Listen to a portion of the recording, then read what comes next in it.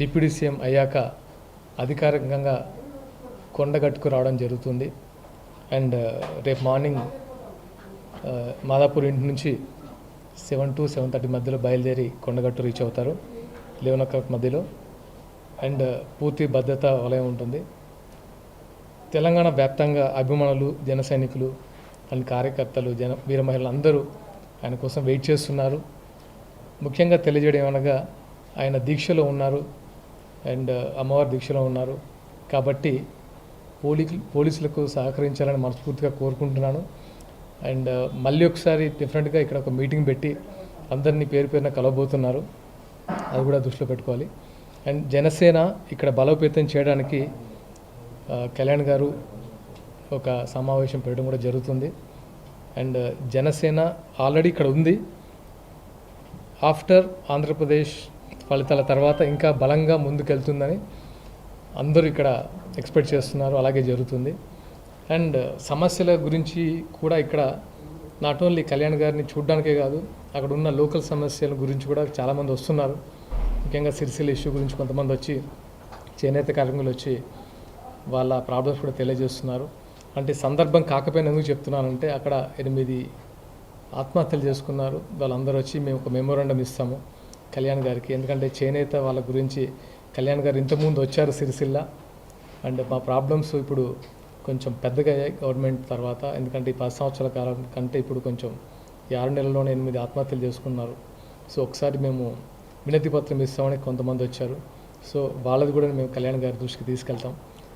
అంటే సంతోషం కాదు, సమస్యలు కూడా చెప్పుకోవడానికి చాలామంది ఉన్నారు కళ్యాణ్ గారితో షేర్ చేసుకోవడానికి.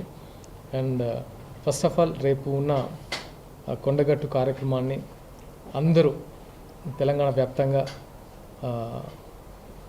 సంబరాలు జరుపుకుంటున్నారు. ఎందుకంటే కళ్యాణ్ గారిని డిప్యూటీ సీఎంగా చూసి ఆ కళ నెరవేర్చుకోవడానికి అందరూ సంబరాలు చేసుకుంటున్నారు.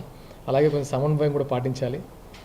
మిగతా విషయాలు ఏంటంటే అందరూ రాష్ట్ర నాయకులు అందరూ అక్కడ ఆర్గనైజ్ చేస్తున్నారు. వెళ్ళి నాకు తెలిసి ఇంకో 1-2 అవర్స్లో బయలుదేరి వీళ్ళందరూ అక్కడ ఆర్గనైజ్ చేస్తారు. అండ్ ఫర్దర్గా డెఫినెట్గా మీ ముందుకు చాలా విషయాలు తెలియజేస్తాం. ఎందుకంటే పార్టీ బలోపేతం గురించి కానీ, లేకపోతే ఇక్కడ నాయకత్వం గురించి కానీ అన్ని విషయాలు త్వరలో మీ ముందుకు తెలియజేస్తాం. అండ్ మరొకసారి thank you so much for coming. Thank you. అంటే ఇప్పుడు అక్కడ ఆంధ్రప్రదేశ్లో జనసేన సాధించిన అఖండ విజయం, హిస్టారిక్ విన్, ఇండియన్ హిస్టరీలోనే ఇప్పుడు ఎక్కడ లేనంత గొప్ప విజయాన్ని జనసేన సాధించి పవన్ కళ్యాణ్ గారు డిప్యూటీ సీఎం అయిన దాని తాలూకు ప్రభావం తెలంగాణ రాజకీయాల్లో ఏ విధంగా ఉంటుందని మీరు అనుకుంటున్నారు? డెఫినెట్గా సార్. యాక్చువల్గా మీరు అన్నట్టు కళ్యాణ్ గారు ఎప్పుడో చెప్పారు, జనసేన రాజకీయాలు లేకుండా రెండు తెలుగు రాష్ట్రాలు ఉండవని ఆయన ఎప్పుడో చెప్పారు. దానిలో భాగంగా ఫస్ట్ రాష్ట్రాన్ని ఆంధ్రప్రదేశ్లో తన మార్కెంటో చూపించారు. అంటే అవుట్ ఆఫ్ 21కి సీట్స్ కొట్టి అంటే ఎన్డీఏలోనే ఒక ప్రభావితం చేశారు. అలాగే తెలంగాణలో కూడా ఆయన మార్కు ఉంటుంది. అంటే రాజకీయాలు కొత్త ఆయన మార్పు ఏదైతే కోరుకున్నారో అది సాధించి చూపెట్టారు. డెఫినెట్గా తెలంగాణలో కూడా అది ఎక్స్పెక్ట్ చేస్తున్నాం సార్. మున్ముందు అంటే ఇప్పుడు చాలా తక్కువ టైం, ఆల్మోస్ట్ 1 monthలోనే కార్యాచరణ జరుగుతుంది.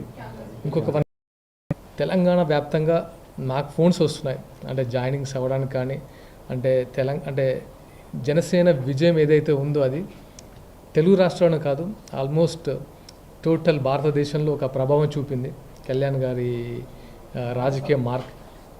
అండ్ ఆ హోప్తోనే తెలంగాణలో కూడా ఇలాంటి నాయకుడు కావాలి, ఇలాంటి నాయకత్వం మాకు కావాలని చాలామంది ఎక్స్పెక్ట్ చేస్తున్నారు. దానికి తగినట్టుగానే కార్యాచరణ ఉంటుంది. మున్ముందు డెఫినెట్గా జనసేన చాలా బలంగా తెలంగాణలో పార్టిసిపేట్ చేస్తుంది.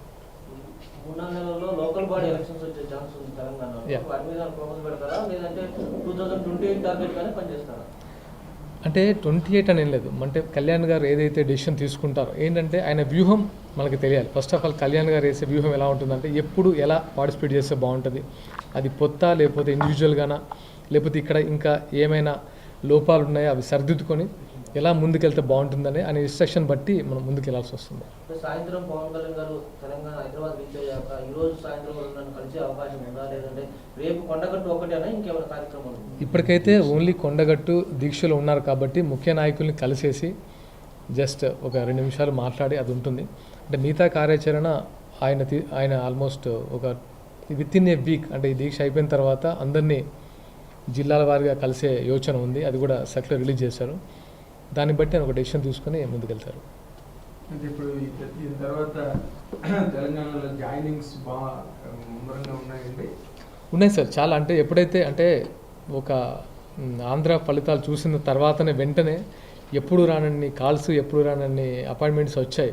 మేము జాయిన్ అవుతాం, ఆయన నాయకత్వంలో పనిచేయాలని మాకు అని యువత, దాంతోపాటు వివిధ నాయకులు, వివిధ పార్టీలో ఉన్న నాయకులు కూడా, ముఖ్యంగా అంటే టీఆర్ఎస్, బీజేపీ, కాంగ్రెస్లో ఉన్న నాయకులు కూడా కొంతమంది ఉత్సాహంగా ఉన్నారు. జనసేనలో జాయిన్ అయ్యి పనిచేయడానికి సిద్ధంగా ఉన్నారు.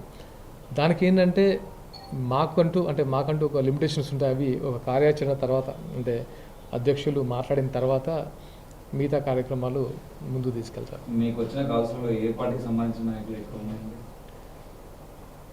అంటే అదేం లేదు. అంటే నాకు తెలిసి అన్ని పార్టీలు ఉన్నారు.